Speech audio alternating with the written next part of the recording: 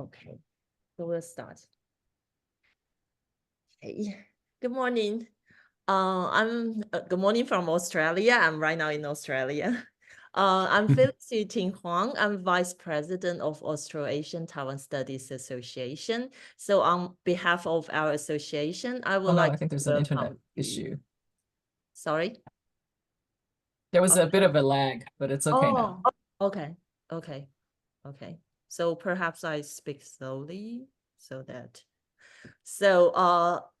Australasian Taiwan Studies Association, we also called ASA.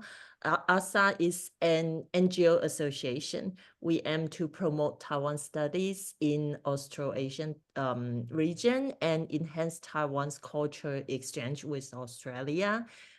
We regularly organize online seminars and annual film festival. So today, welcome to join us. First of all, I would like to give the acknowledgement of traditional owners.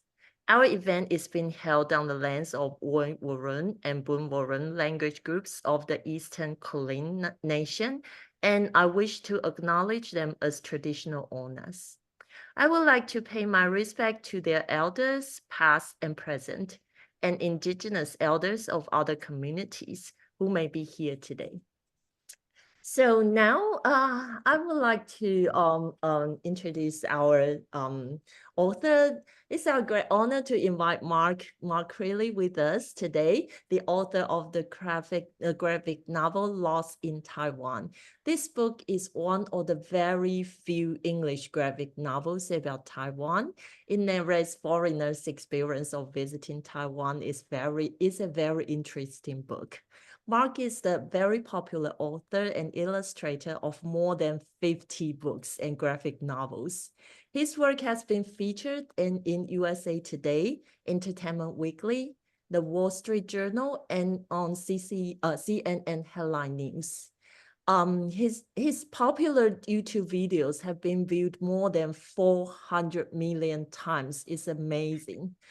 So today, Mark will have a conversation with Associate Professor Chen of Deakin University. She teaches children's literature and young adult literature. Sue is the author of 2 monographs. Her books, one is Children's Literature and Transnational Knowledge in Modern China, and the other one is Representation of China in British Children's Fiction from 1851 to 1911. So now I'll pass the time to Sue and Mark. Thanks, Phyllis. And yeah, good morning, good evening, good afternoon to wherever you are in the world. It's wonderful to be able to host this chat with Mark today. And I just want to hold up a copy of Lost in Taiwan. Oops. Yep.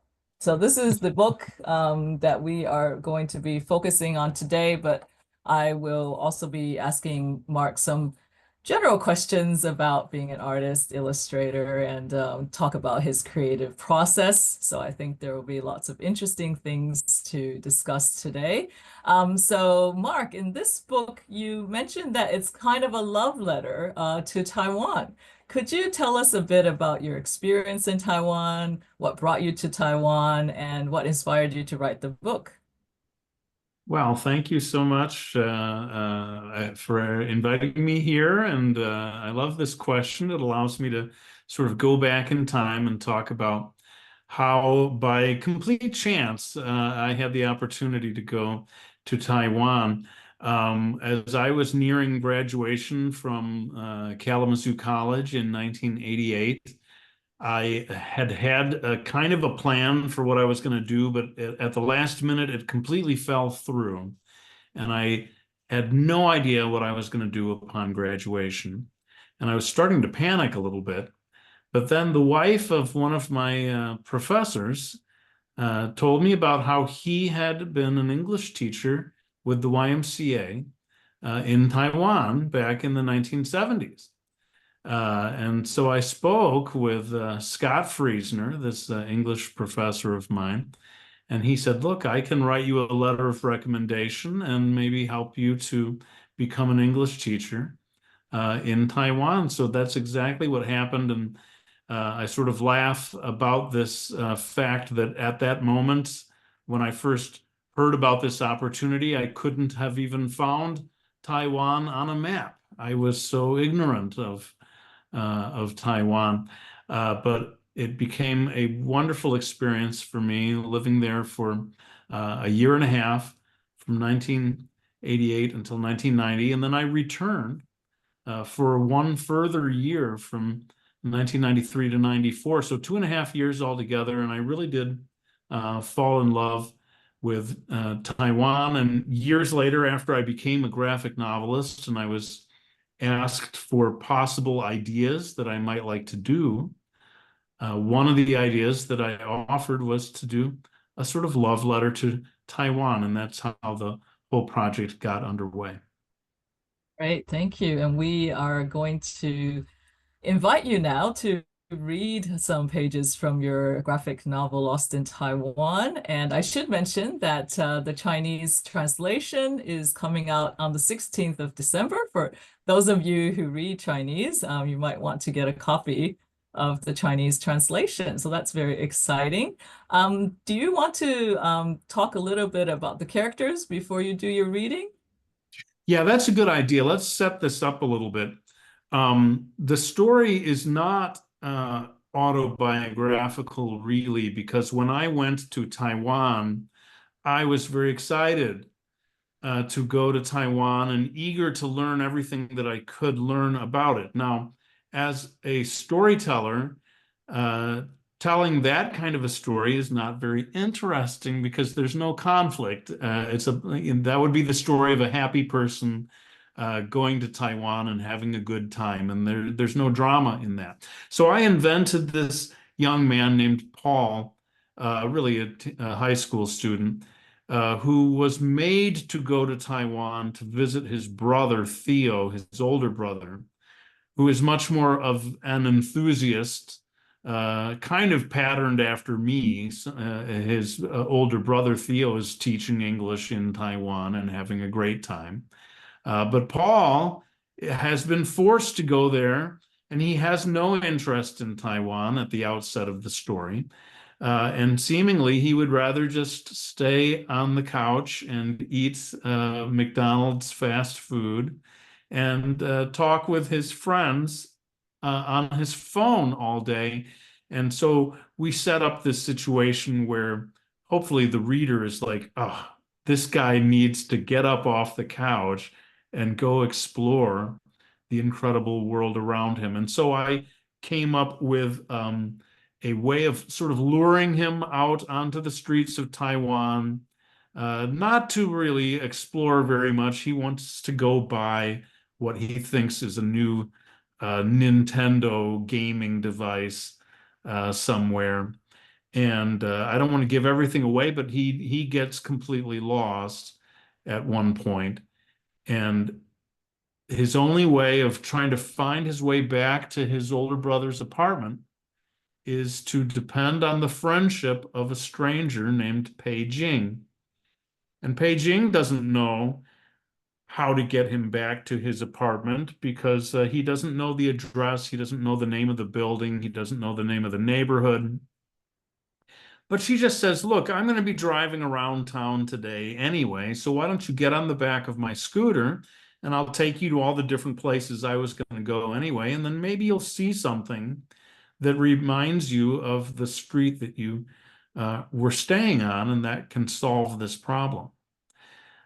So this is around the section that I'm going to be reading for you tonight is kind of like the second location that he has gone. He's still at the beginnings of his exploration of Taiwan, and Pei Jing takes him on the back of her scooter way out into the countryside where her grandparents have a traditional Chinese courtyard style home.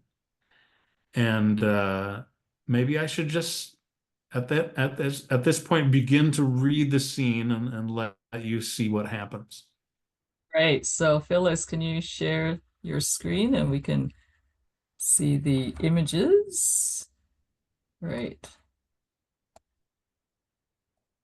All right, so if everyone can see this, this first page is really just giving you a taste of the location of this countryside farmhouse where Paging's grandparents live. And as you can see, there's no dialogue. It's just all about showing you, almost like in the way a movie will show you different locations to give you a feeling of where you are.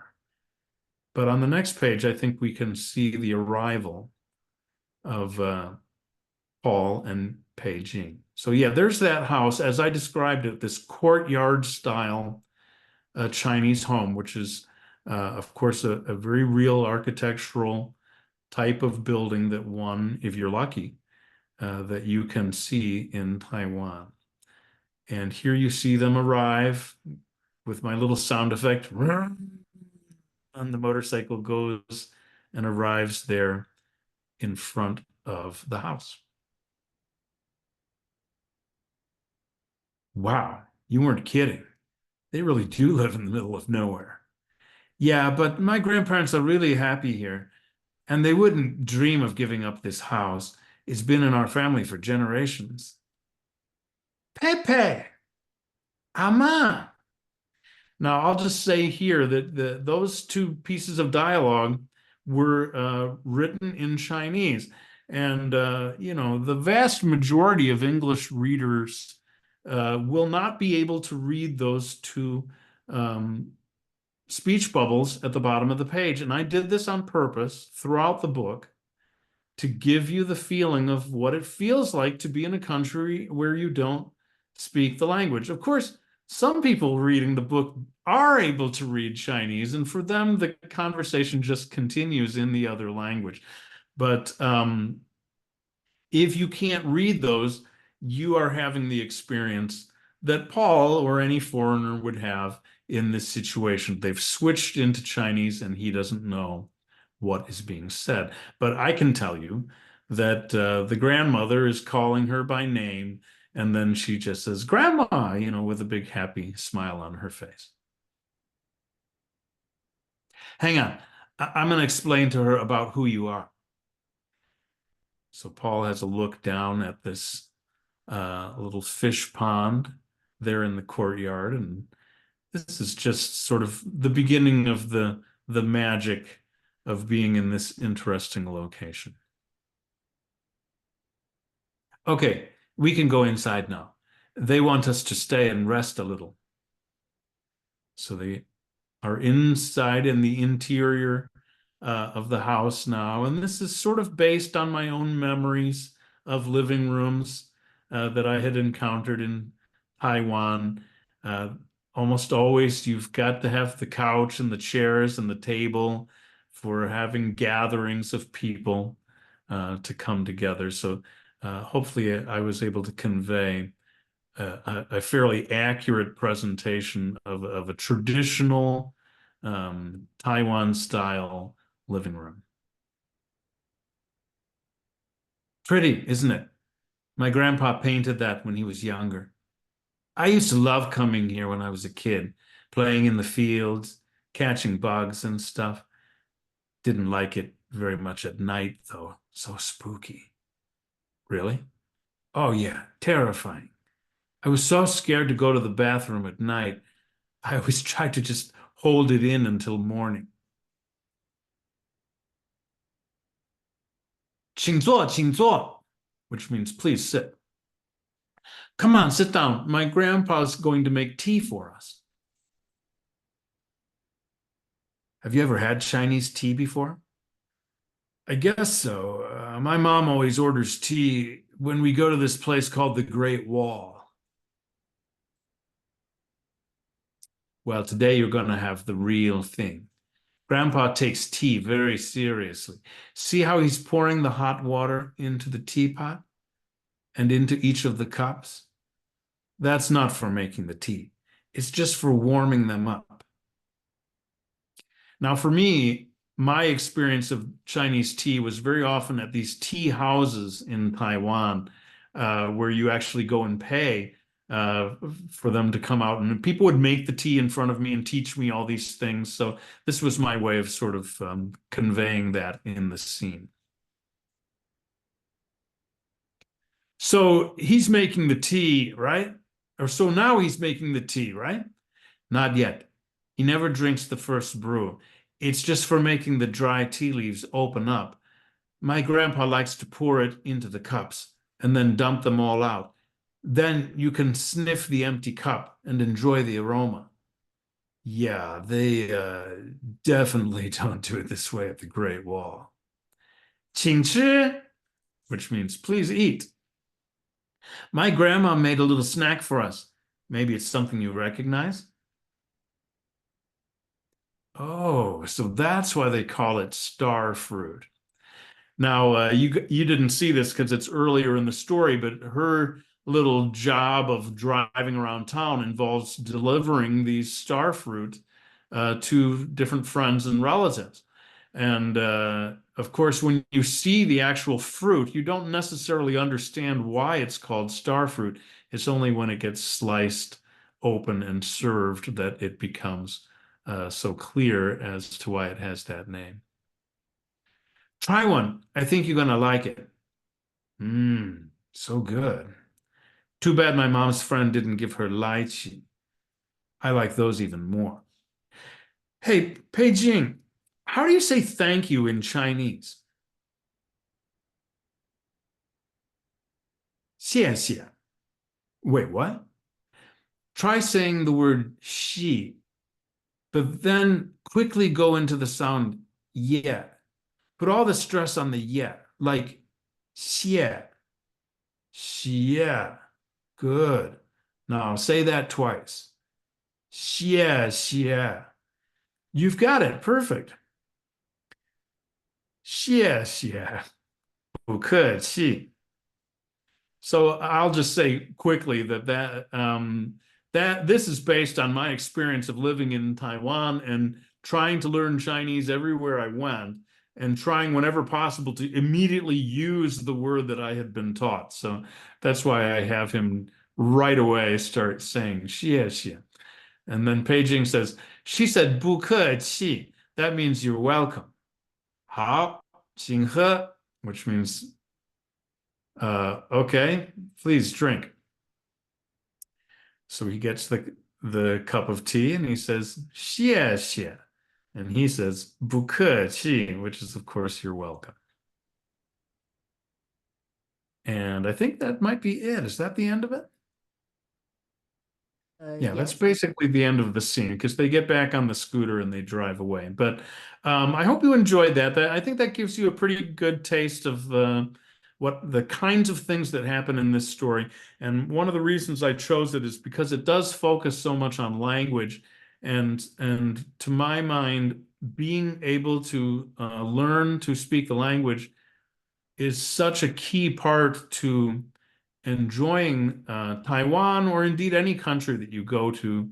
So I wanted to show a little example of how that goes and how quickly learning even just a simple thing like thank you can begin to greatly enhance your experience of being in Taiwan. Thanks, Mark. I was really impressed with the intricate details in the illustrations. So I was just wondering if you had the chance to go back to Taiwan during the course of writing this book, or whether you based everything on your memories or photographs or sketches that you did when you were in Taiwan, and whether you can tell us a little bit about your journey, because you mentioned you were an English teacher. How did you become a graphic novelist? Okay, wow. Well, thank you for your kind words about the illustrations. No, I was not able to return to Taiwan. In fact, 1994, the fall of 1994 was the last time I was in Taiwan. So 30 years ago, almost exactly since the last time I was there. And I knew that there was a danger of me portraying, early 1990s Taiwan instead of current Taiwan. So I did look on the internet and YouTube videos and different things to try to make sure that I was portraying the way Taiwan looks now. That being said, I feel that traditional Taiwanese culture is far more interesting than like modern shopping centers and skyscrapers and stuff like that. And that's why I decided not to have them go to locations like that. And you are sort of getting a taste of old Taiwan just by virtue of the different locations that Beijing takes Paul to.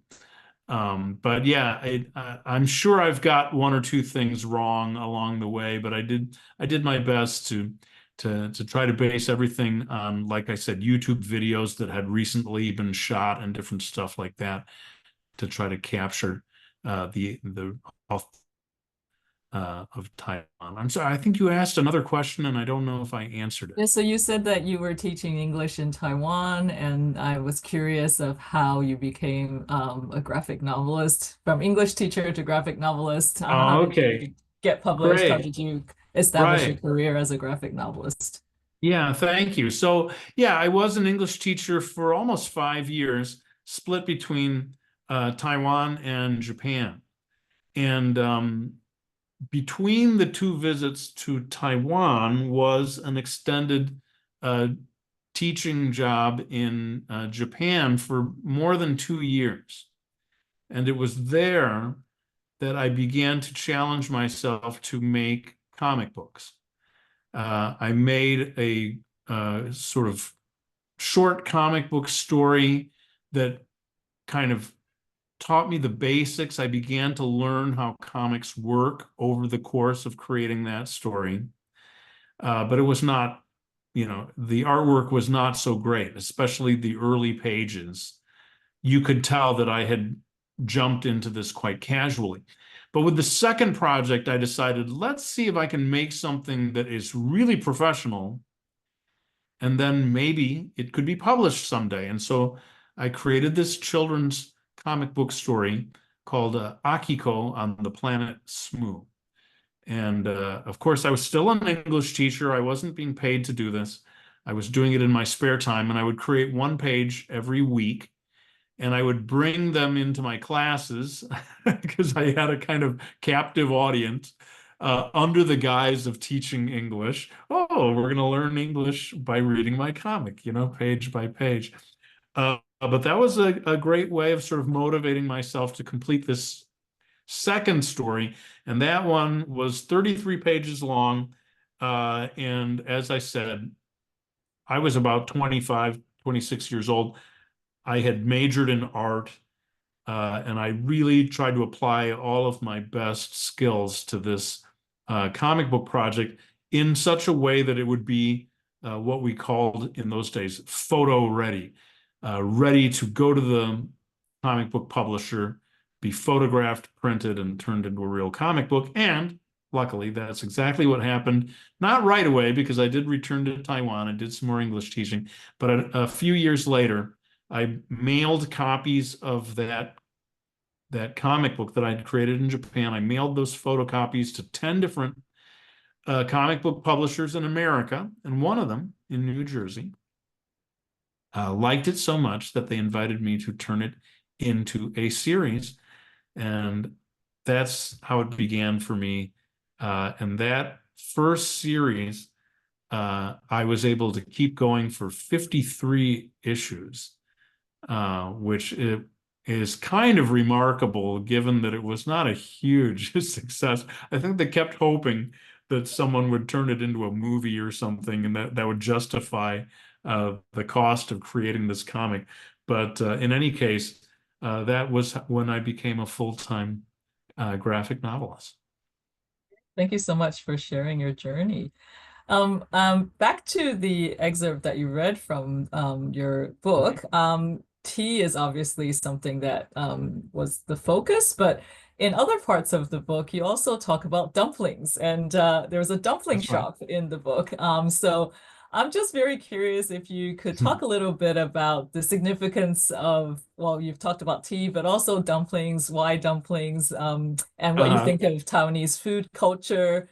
what you enjoyed about the food culture in Taiwan, if you could share a little bit about your experiences with that. Well, thanks so much. I knew that any graphic novel celebrating Taiwan was going to have to involve food because that's such a big part of life in Taiwan and one of the huge joys of living in Taiwan. And I do have a memory, it's become a little foggy now, but shortly after I arrived in Taiwan, I was invited to a fellow teacher's house, and there was a big group of us, and they were going to have one of these shui jiao dumpling parties where everyone joins in to fold the dumplings by hand. And that was when I was taught my dumpling folding technique. That would have been in 1988. And all these years later, I'm still folding them that same way. And I've always felt, and I think maybe for people who grow up in Taiwan, folding dumplings is such a natural part of everyday life that you maybe even start to not even notice it. But for a foreigner, at least for me, I felt, wow, this is so artistic, the way you take this round circle of dough and then you're pleating it in a certain way, and you end up with this beautiful looking object as well as a piece of food that you can eat. And so I thought, yeah, let's create a scene in Lost in Taiwan where, as best as I can, I show the process of someone folding one of these dumplings. Um, in my case, I decided to make it an actual restaurant. One of Peijing's relatives, who runs this little dumpling stand. But there was a dumpling stand in Jianghua, Taiwan, where I was teaching English, that I used to go to quite regularly. And one interesting thing that was that there was a difference between 1988, my first trip to Taiwan, and 1993, my second trip. On the first trip, everyone at that restaurant was making the dumplings by hand. But on the second trip, they had a machine that was making all the dumplings by machine. And I was so disappointed. But in any case, I was definitely never going to show the machine version in my book. I wanted to show the traditional folding technique. Great, thank you so much. And the graphic novel is a really unique way or form for telling stories because there's a combination of the visual text and the verbal text. So I was wondering if you could share a little bit about what you decided to convey through dialogue and what you decided to convey through illustrations, and whether there are specific techniques that you try to rely on in order to make the most of this medium's storytelling potential. And I believe you have some sketches of earlier versions that you could That's show us. right. That's right. I do. And maybe this will be a good time to show some of that. I'm glad that you mentioned this idea of the fact that you have a choice as a storyteller between conveying things by way of dialogue and conveying them in a strictly visual way. And over the years, I have become convinced that when you're creating a graphic novel, any scene that you tell purely visually with no dialogue or text of any kind, there is something elevated about that type of storytelling, the purely visual storytelling, where you don't have a chance to ruin it by way of your own dialogue. I'm no genius at writing dialogue, but when you remove dialogue, there's something magical about that. I thought I could show actually, this is the original final artwork. And hang on, I'm going to sort of readjust things to make sure that, because I don't know if I'm able to see my own screen, but I hope you can see. This is that page. Oh, here we go. Thank you for making that adjustment. This is where Paul has a moment by himself, and he's standing there and he looks down and he sees the carp swimming in this little pool, right? And what I wanted to show you is that this was not originally what I was going to have him see. And over here we have, in my technique, I start with an even rougher version. And here you can see it's basically the same for the first 3 panels, here, here, and here.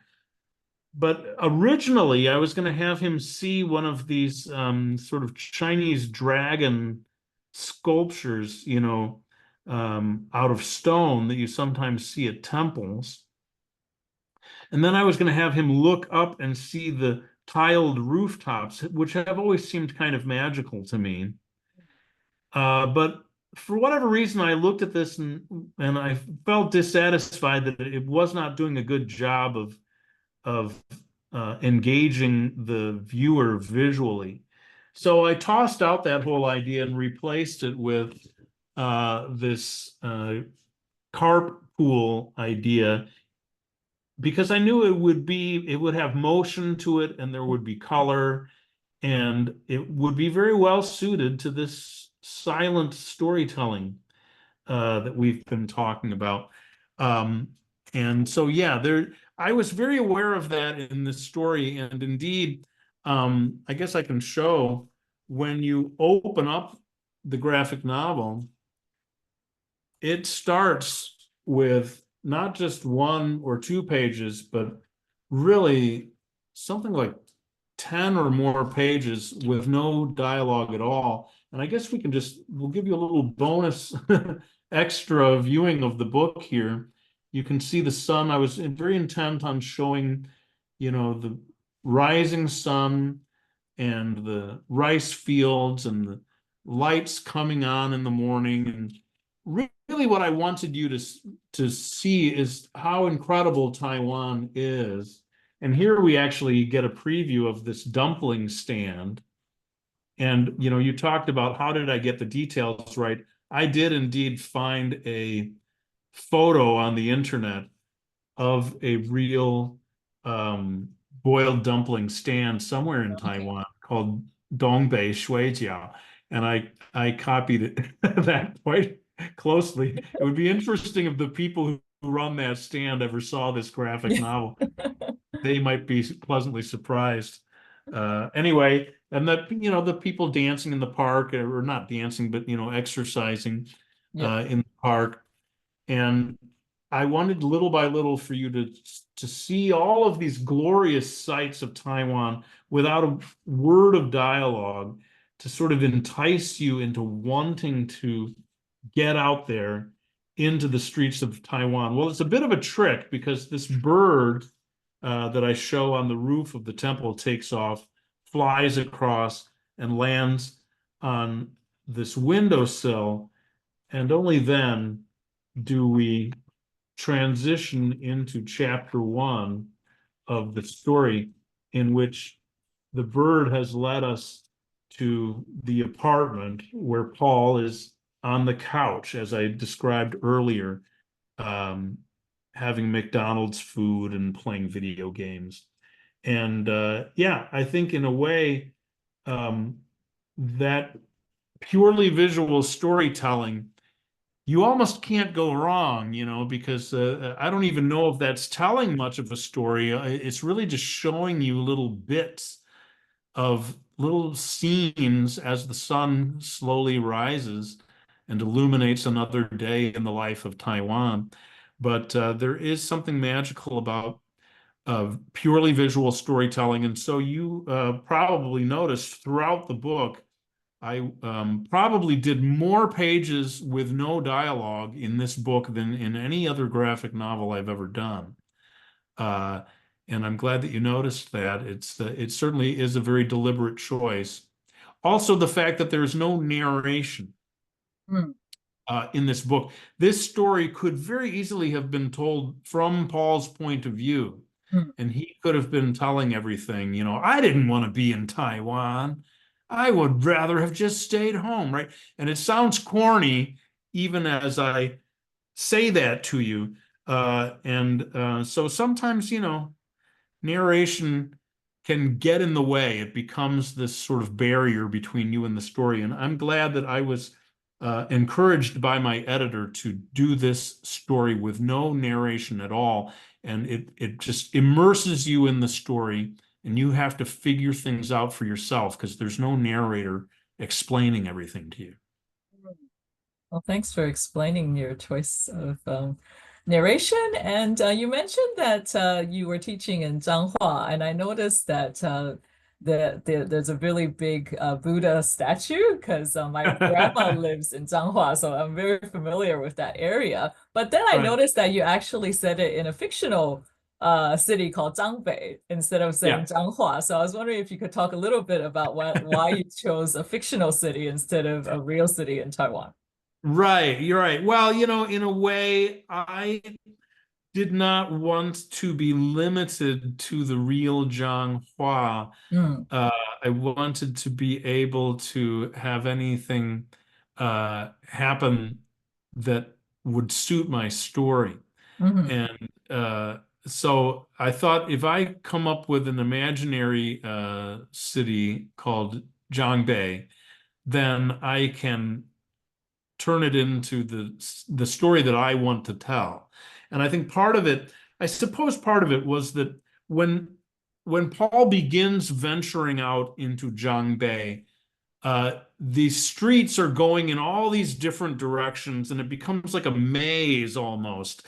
And I wanted to make it very believable to the reader that if you kept going for 2 or 3 miles, going left and right and left and right in these roads that are not intersecting at 90-degree angles, depending 100% on Google Maps to guide you, that if you suddenly, in an instant, lost the use of your phone, you would not be able to easily get back to where you had come. And in fact, you would begin to panic about feeling, I'm never going to be able to find that apartment, right?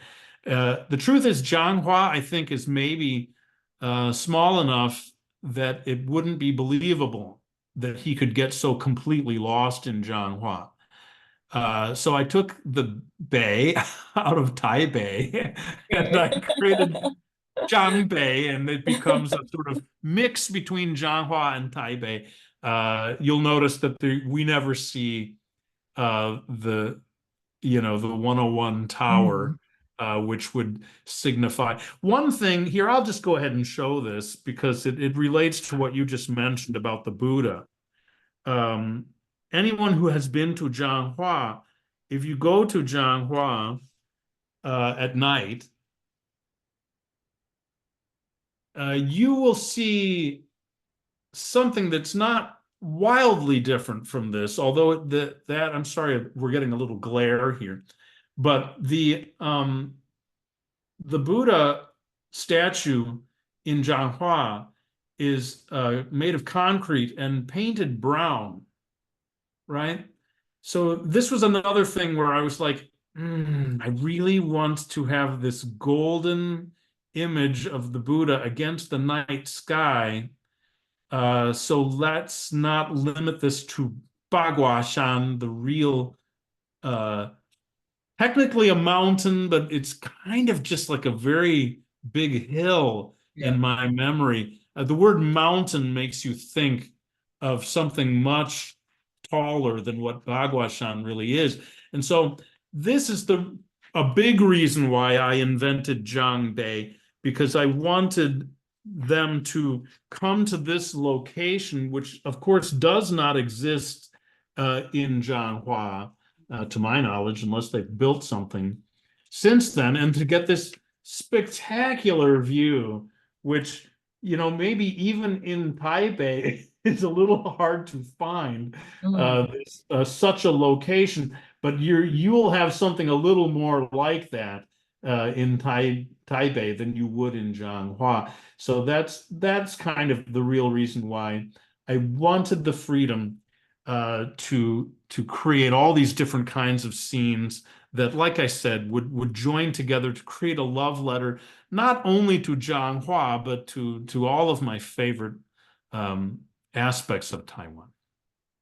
thank you for explaining that. And I was also really struck by your artistic style in terms of blending Eastern and Western visual styles. And I was wondering if you could talk a little bit about how you developed your art style and the intersections, the different cultural intersections between East and West. And yeah, how you decide on what kind of style you're going to use in the different graphic novels that you've published. Well, thanks again for your kind words. When I was first planning out the story, my editor said to me, if you are inclined to add any touches of manga style to this story, feel free, because we're finding that people enjoy that. Now, I had lived in Japan, and I had done books that involved a lot of manga styling in the artwork. This one, not so much. I wonder if I can find an example. I think when he first goes out into Taiwan and he tries to walk across the street that he sees there, and he has to dodge between all of these motorcycles. The look on his face begins to get a little bit manga-like, I think, a little exaggerated and cartoony. But yeah, I certainly was not trying to make it completely Eastern or completely Western. It's like you said, it is kind of a blend between those two. I think I wanted it to be realistic enough to feel like something real, something that really happened to a real person. But then I also wanted a certain cartoony freedom to exaggerate when things get quite extreme. And so, yeah, I was drawing upon a lot of different traditions, I think, throughout the story, both from East and West. Thank you. And you mentioned the importance of language and learning language and having the readers to kind of who don't understand Chinese to be able to feel that feeling that you get when you're in a foreign country and you don't know the language. And in this book, there's also a very important character that you focus on, a Chinese character, and that's related to something that he sees on a Coke bottle. And so I think cultural translation and linguistic translation are really important topics that I noticed in the book. So I was just wondering if you could tell us a little bit about your choice to focus on a specific word, linking that to the Coke bottle, and yeah, just your ideas around cultural translation and linguistic translation. Right. Well, thanks again for your kind words. And I guess cross-cultural communication. In that earlier scene, we were focusing on him learning to say a word, but I did not want to get to the end of the story without him learning to read at least one Chinese character. And I'm not sure how it occurred to me, but I was struck when I was in Taiwan by the fact that product names like Coca-Cola, rather than just keeping them in English, that they will transliterate them into Chinese characters, even if you have to alter the sound a little bit, because Coca-Cola in Chinese becomes 可口可乐. And I was amused by the fact that, each one of these characters has meaning in addition to echoing the original sound. And that's how I came up with that scene that you referenced, in which, he's kind of in that scene going through something that I went through when somebody first pointed out to me about the can of Coca-Cola, how those different characters, what they actually mean if you interpret the meaning of them in addition to the sound. One thing, I couldn't use it in this story, but I remember when somebody showed me that Miller beer, the Miller is Mei Le, which again includes that same character of Le for happiness, or it's also used for music, but I didn't want to get into that because I thought it would confuse people. So I had this scene in which she, Pei Jing kind of becomes a teacher character, writing out the various characters. And I just wanted even a person who can't, even imagine beginning to try to read and write in Chinese to at least dip their toe into what I feel is, you know, possibly the most fascinating language on earth, the Chinese written language. And for some reason, I was like, the ke ko and you've got the same character here for ke. I thought that's too simple. I want to focus on this fancier one, le, which, as you can see there, is one of those, to my mind, one of those classically complicated looking Chinese characters that, I think for Westerners, you just are kind of, mind boggled that people can actually write and read these things that look so complicated, but also so beautiful. And so I came up with this scene, and of course we come back to it later on, and he's learned to recognize that word for happiness. And indeed, we get all the way to the end of the story, and it comes back a third time. Um, I just liked the idea of encouraging readers, whether they want to learn to read in Chinese or not, to see, at least with one character, yes, it is possible for you to begin to recognize and memorize one of these words so that anytime you see it from now on, you can point it out to somebody and say, hey, that means happiness. I read about it in this book. Wonderful. Well, I think reading this book definitely gave me a very happy experience. So thank you for creating this beautiful love letter to Taiwan.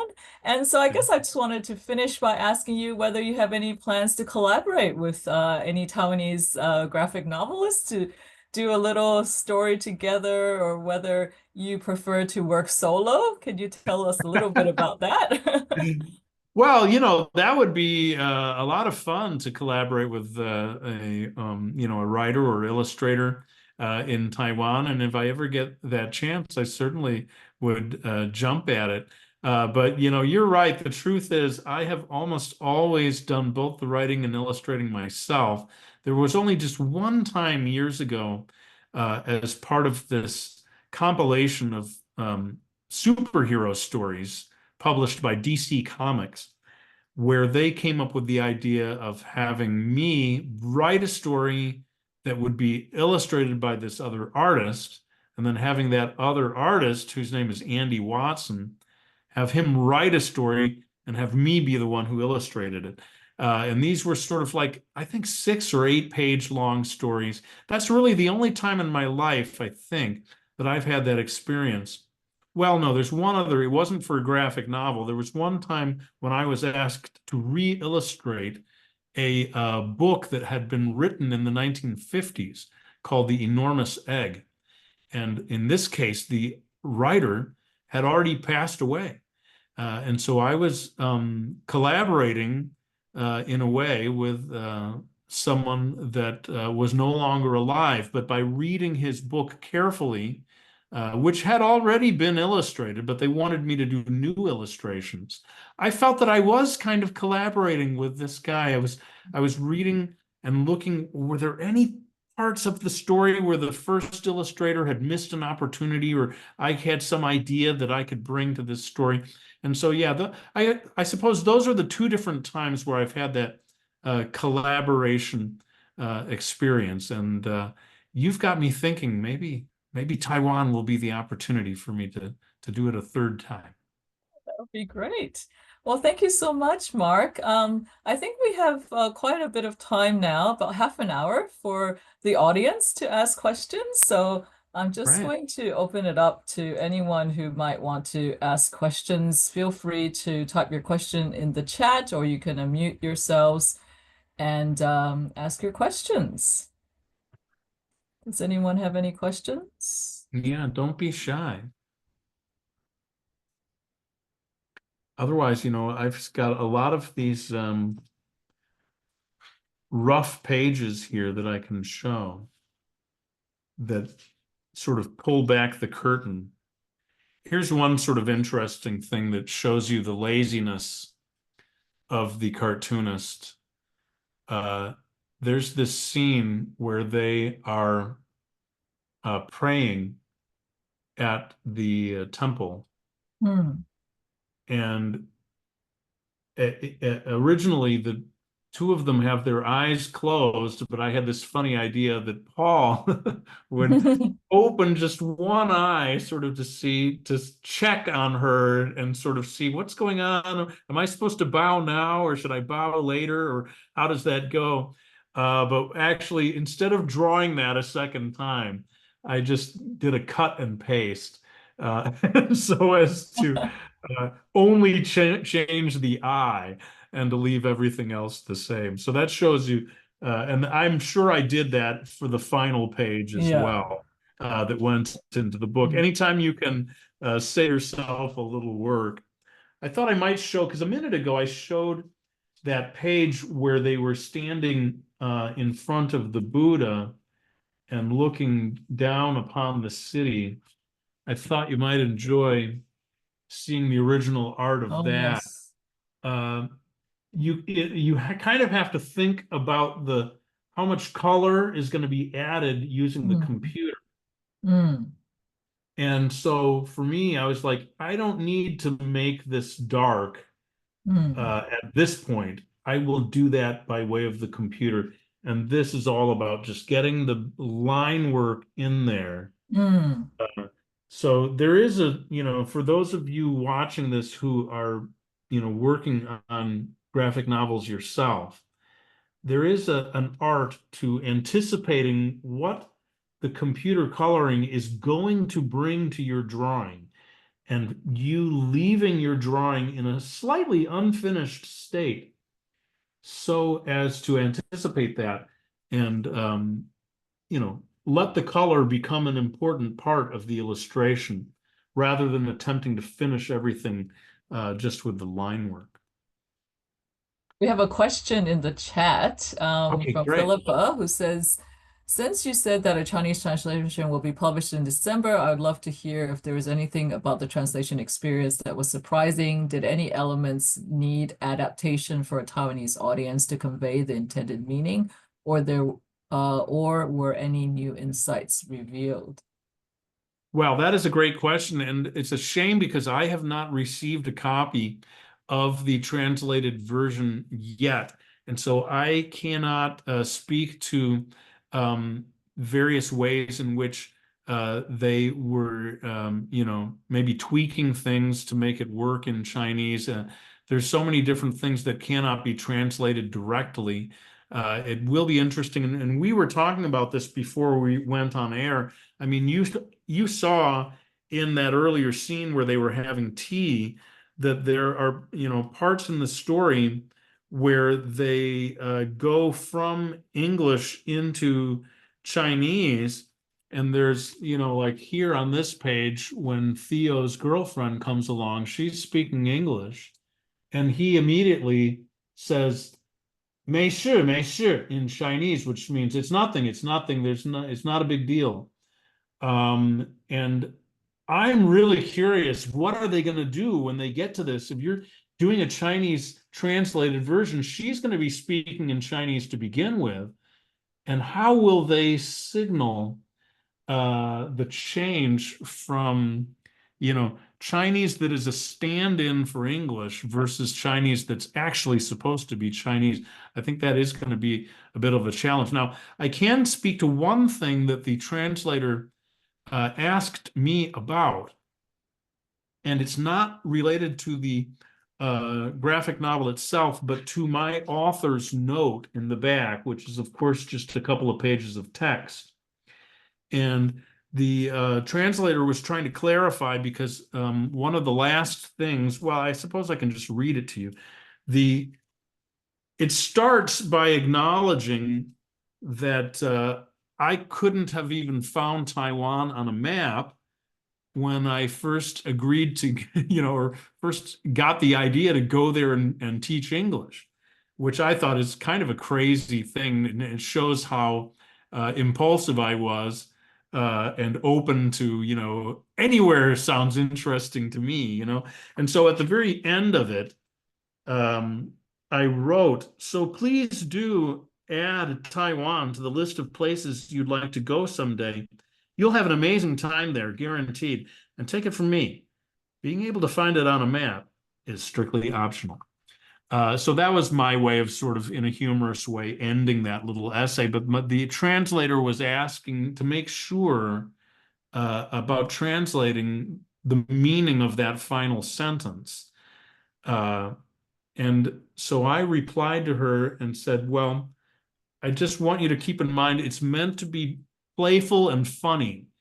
So it's not meant to be a serious statement that there's no need to know anything about Taiwan, or that knowledge of Taiwan is unnecessary. I mean, if it's said too seriously, it's going to ruin the sort of punchline of my essay. So I said, this is meant to be a joke that's poking fun at my own ignorance, that I couldn't have even found the place on a map back when I first got the idea of going there. So yeah, that'll be interesting. I hope it reached her in time if she felt the need to tweak the Chinese translation of that particular sentence. I'm fascinated by translation. I'm not qualified to do it at all. But, there was a French, before the Chinese version, there's a French translation of Lost in Taiwan, and they translated everything into French, including sound effects, which I thought was funny because my sound effects are made up words almost 100% of the time. I refuse to use pre-existing words. So if you ring the doorbell, I'm never going to say ding dong, which is, you almost can look that up in the dictionary, right? I'll always go ting tong because it forces you to hear a sound rather than think of the word ding or something like that. But they translated into the French version of all these sound effects. It really is interesting to see your own work in translation. And a lot of these publishers really go the extra mile because the sound effects are permanently embedded into the artwork. And to change those, you really have to spend time in Photoshop altering the artwork and doing things to replace that with a new sound effect. So I'm impressed with the lengths that they will go to translate even that part of the story. I think what you mentioned is that humor is often the most difficult to translate, because different cultures have different understandings of humor. So we'll all have to buy the Chinese translation and see how they Right. translated your Well, last sentence. It could become a great learning experience for me, challenging myself to sit down and try to read the Chinese version of the story. At the very least, I know what's going on because I wrote the story and I wrote all the dialogue. But if I, pull out my phone and start using Google Translate, it could be a good study exercise for me and improve my reading comprehension. Because I tried to become literate in Chinese to some degree, but I only got about halfway there before kind of giving up a little. I mean, it's the Mount Everest of written language. I really feel that way. And anyone who becomes perfectly able to read and write in Chinese, hats off to you because you've taken on the single most difficult written language on earth. I believe we have a question from Anne. Hi, I'm Ann Prescott, and I'm one of the national directors of the National Consortium for Teaching About Asia. And your book was selected as one of our Freeman Book Award books in 2023. So I want to thank you very much. I put about 80 copies into classrooms this summer of teachers who expressed interest.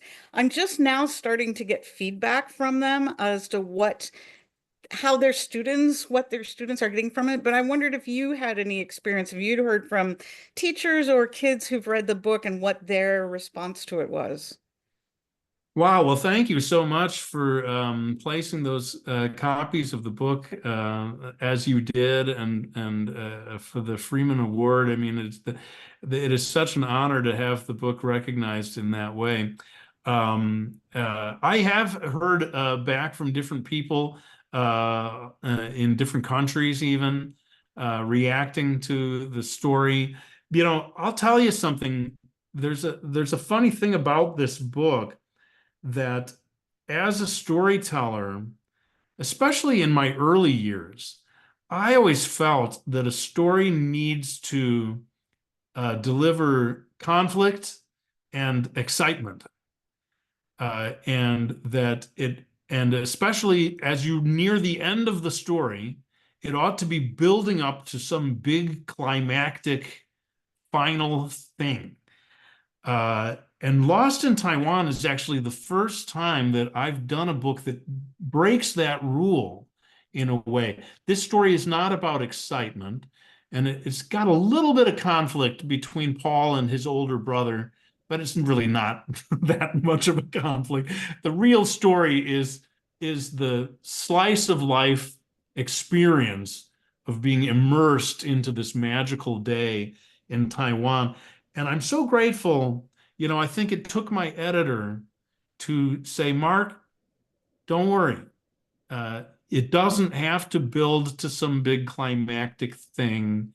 It doesn't have to follow all those rules that you've learned as a storyteller over the years. Keep it natural, keep it real.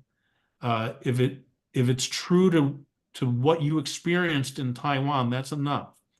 And sure enough, I have never had anyone respond in a negative way in terms of the story itself, you know, being insufficiently exciting or twisty, right? There's not a big twist in this story to speak of.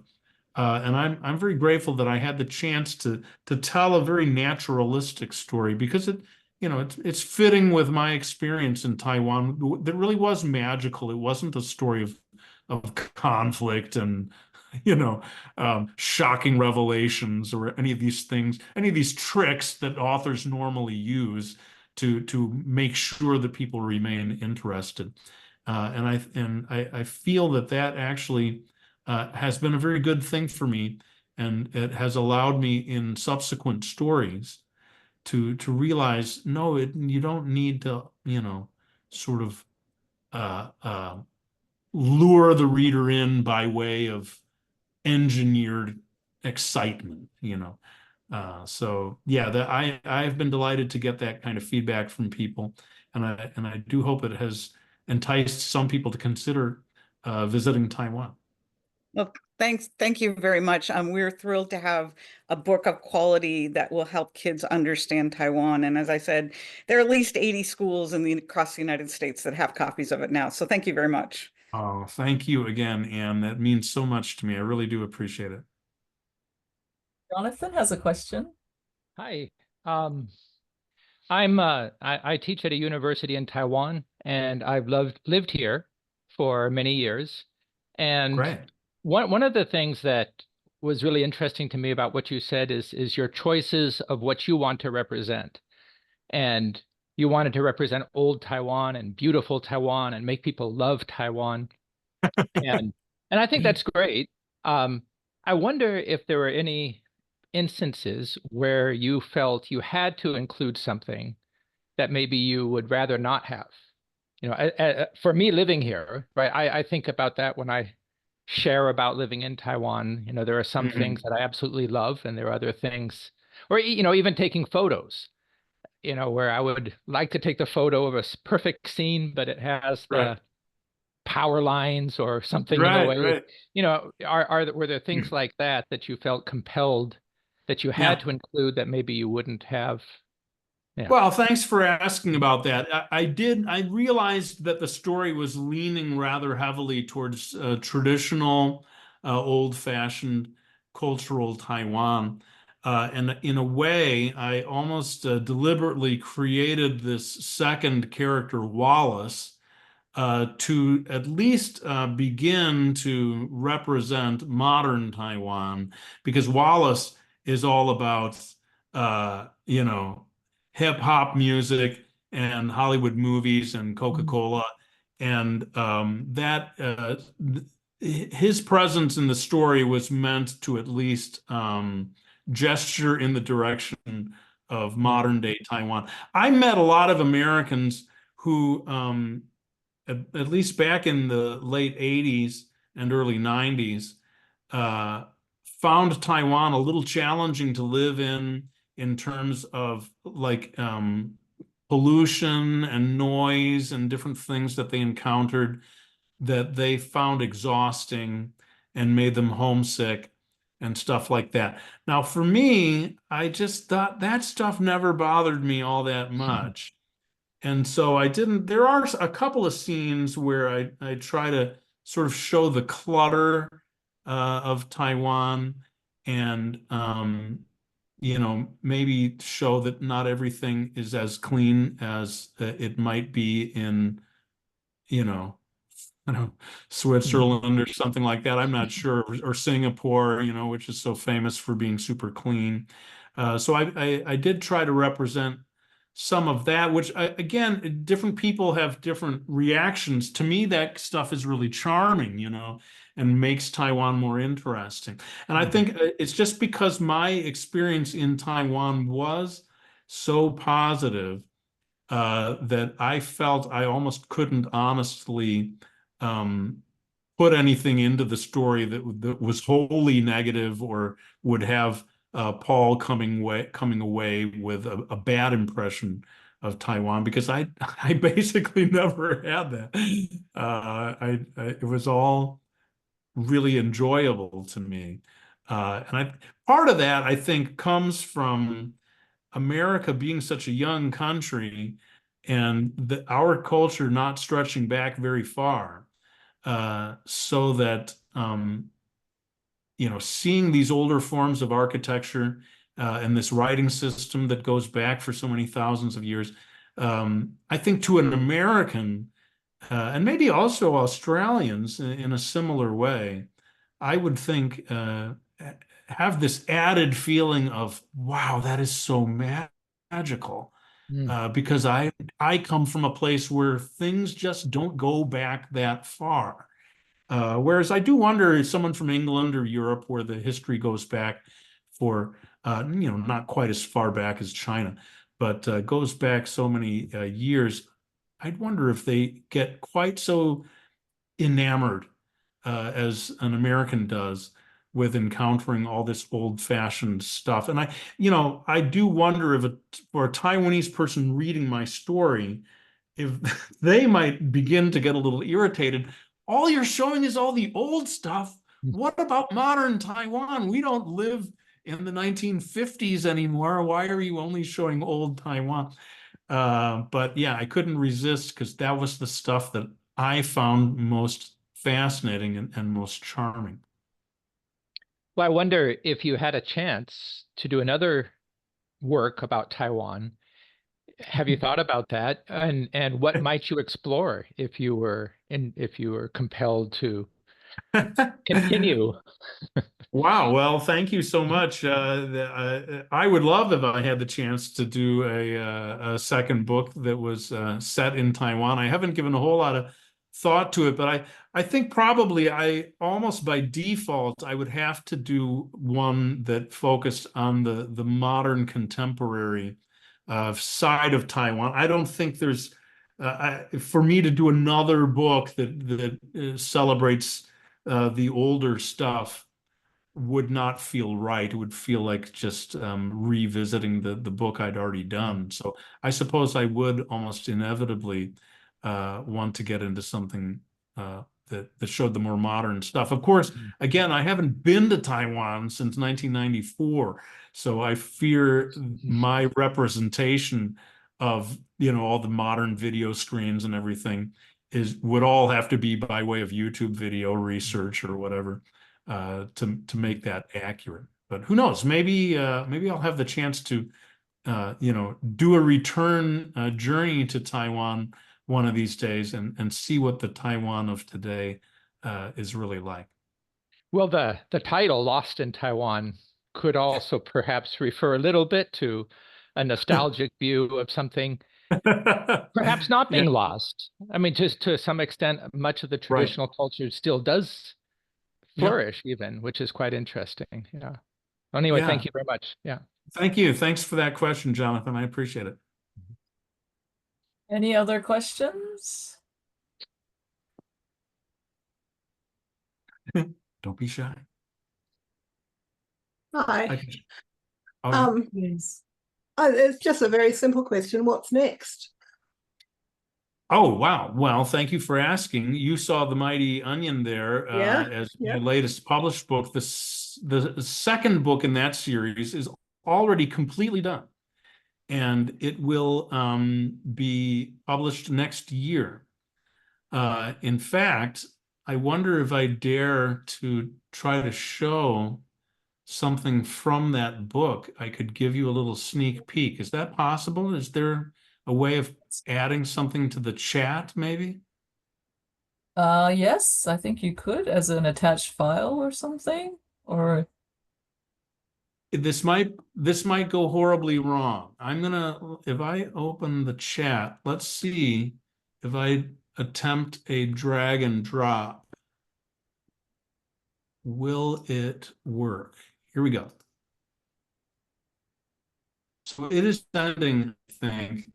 I don't know if it will arrive immediately or not, but in the chat, if you have that open, I have attempted to send a sample page from The Mighty Onion.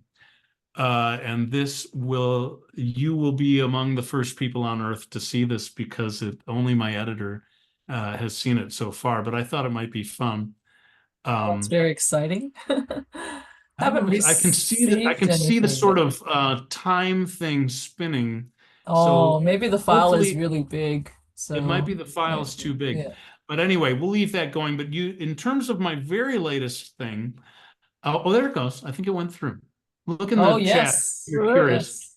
And this shows that in The Mighty Onion has a superhero aspect to it. There's a story within the story that is almost a satire of superhero stories. And in the next book, I take it to a higher level, and you can see this monster attacking, I think it's Los Angeles, within the context of this news story. So there you go, a little sneak peek of what is yet to come.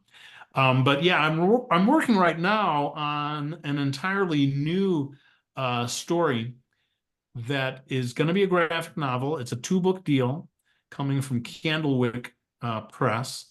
And this one is going to be kind of fun because it also has a little bit of a dual narrative aspect to it. The main character is a girl named Gwen Benny. And she is fascinated by these sort of Lord of the Rings type fantasy books. And she has such a vivid imagination that she periodically sees herself in such a fantasy land rather than the boring Midwestern town of Stubbsville, Ohio, where she actually lives. And you're constantly moving back and forth between the drab, ordinary real world that we're all stuck in and the kind of amazing Lord of the Rings fantasy version of it that she keeps temporarily seeing herself in. And I'm having a lot of fun with it. I'm about a third of the way through the rough version of the first book. But I do think it's going to be a while before this one hits the stores. I think we'll be lucky if it's out by 2026. Let's cross our fingers and hope that by the end of the year 2026, that next book will be out. My title for it at the moment is Gwen Benny and the Shopping List of Destiny. And that is what I intend it to be called, but that could change. So we'll find out. But thank you for asking about my latest projects. There's nothing that an author wants to talk about more than the thing they're working on right now. Exactly. And that is, yeah, I can even show quickly some of the rough versions of that, and you guys can get your little sneak peeks of things. I thought since I was telling you about her dual view of things, this might give you a taste of that. They're in this sports store, and they meet this boy named Andre, who's trying on a baseball glove in the baseball section. And she goes temporarily into her imagined version in which she sees him as a knight trying on armor with the swords, right? So for me, it's sort of fun. I love the contrast between the fantasy world and the very mundane world, and it's a fun story for allowing me to keep zipping back and forth between those two. Sharing that. So we're privileged to have this sneak peek. Any Yes, I other did not questions? intend to spill the beans on my project so much, but I hope you've enjoyed that. That sounds like fun. May I ask another question? Sure. Please. I was just wondering, do kids ever send you their comics? Yeah, periodically. I mean, these days with the internet, they tend to be links to Yeah. different things that they want me to have a look at. Yeah. We didn't talk about my YouTube, Yeah. in the introduction, Oh, mentioned yeah. that my YouTube videos are sort of instructional art videos, and they've been seen by people all over the world.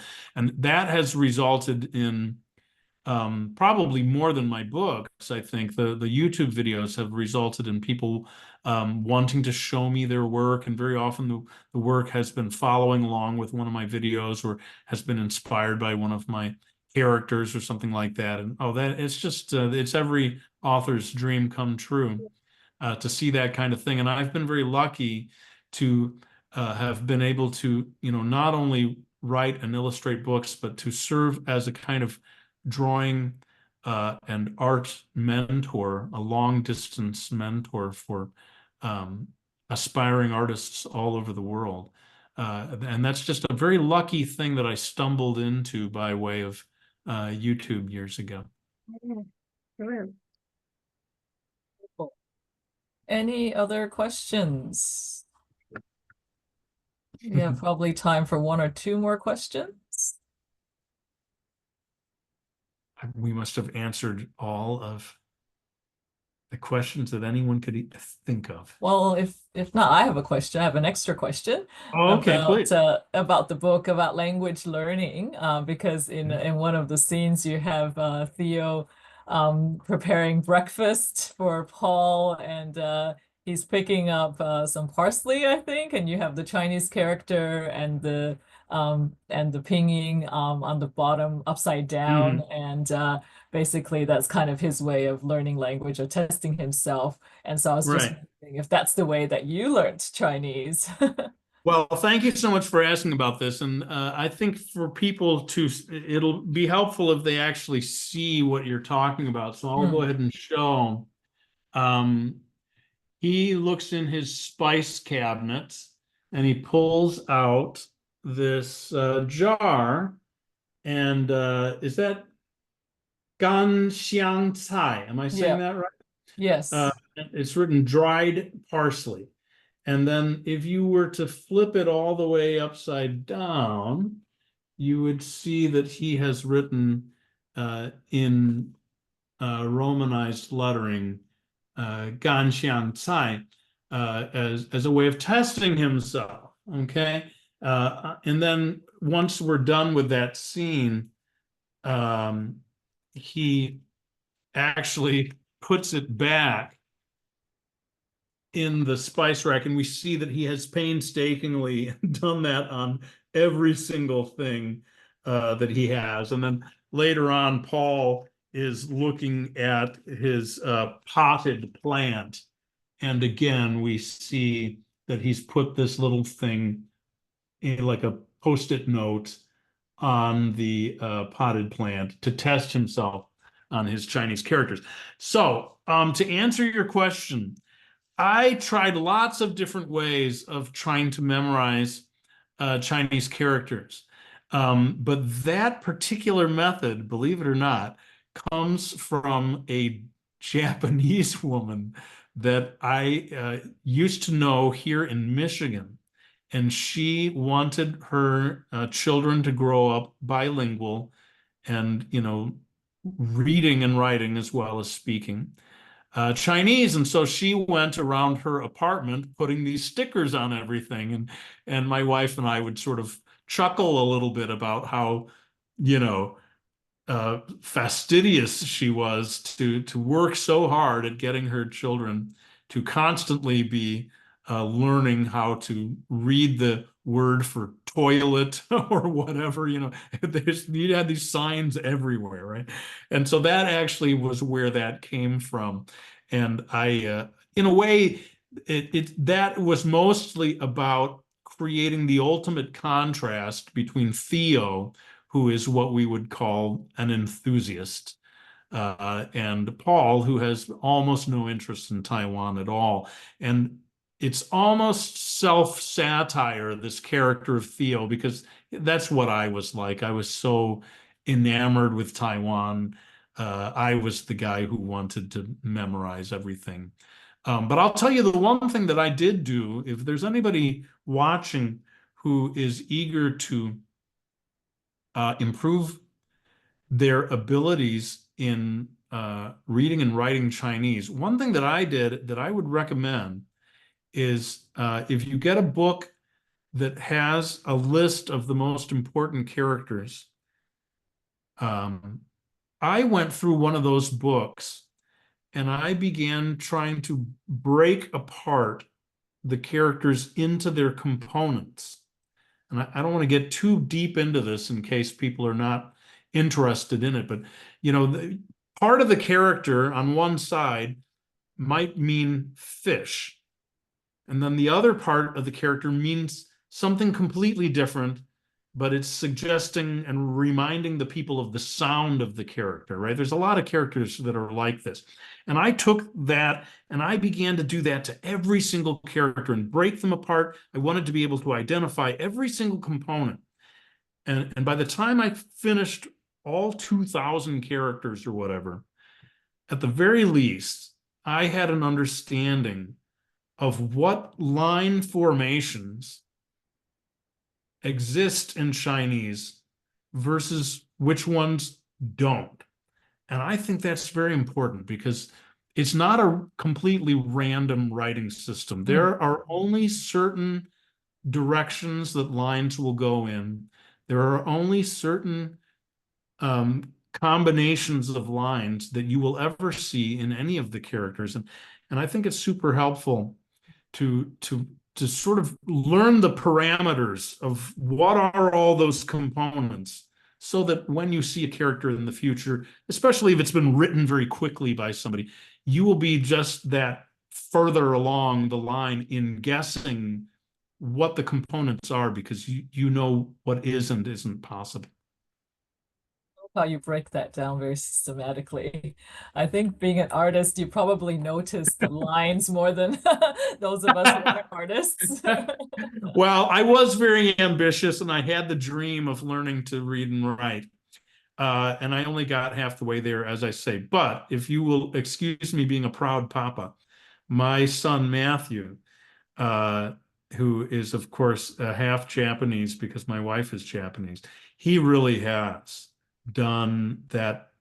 He's achieved the dream that I achieved, and he really can read and write in Chinese, or I mean, in the Chinese characters called kanji in Japanese. He really has gone so far toward the direction of becoming fully literate. I'm very proud of him in that regard because I know from my own experience, as I said, it really, to me, to call it the Mount Everest of written languages, I don't think is an exaggeration. I think it really is the single most challenging written language on earth. And anyone who gets anywhere near to being able to read and write it has achieved something phenomenal. I Oh, would it's say. never too late. It's never too late. You That's still right. have time. In retirement, maybe I'll pick up where I left off. Okay, wonderful. I think we are almost at 12 noon in Melbourne, so we're going to conclude today's talk. And I just want to thank Mark once again for being so generous, sharing your My pleasure. artwork with us, talking to us about your artistic journey, and sharing with us your experiences in Taiwan and your love for Taiwan. I don't know, Phyllis, did you have anything else to say about any future activities, ATSA activities or events? I'm fine over here. This event, this wonderful event, will be the last one online for this year. And in December in Melbourne, we have another in-person workshop in Melbourne as State Library. We'll reveal the information pretty soon. And if you are interested in Mark's book and would like to purchase a copy in Australia, I would suggest that you order online. You can get online of this book. And thank you, Mark. Yes, thank you so much, Phyllis, and thank you, Sue, for all your hard work on doing this event tonight. I had so much fun with it, and I kind of almost don't want it to end. I'd love to just keep chatting, but what a pleasure. And thank you, Jonathan and Elizabeth, and the others who asked questions. I really appreciate that. Wonderful. Thank you so much. Thanks, Thank you very much. everyone. It was very good, very interesting. Oh, thank you. Thanks for your kind words. Okay, well, goodbye, everybody. Bye. Thank you. Bye-bye.